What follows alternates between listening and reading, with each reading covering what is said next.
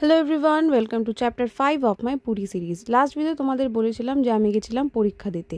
পরীক্ষা বলতে আমার একটা কোম্পানির পরীক্ষা পড়েছিল, যেটা কিনা আমি জানতে পারি পুরী আসার দিনকে।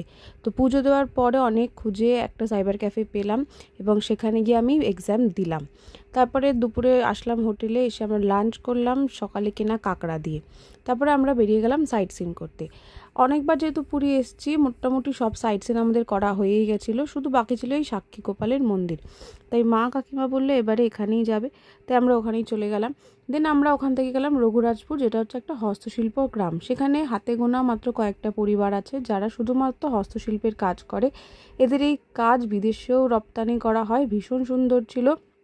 আমরা সবকটা ঘর ঘুরে দেখেছিলাম এবং আমি কিছু বুকমার্কস কিনেছিলাম সুন্দর দেখতে।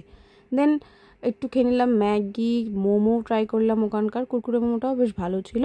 অ্যান্ড দেন চলে আসলাম আবার ব্যাক টু হোটেল। বাই।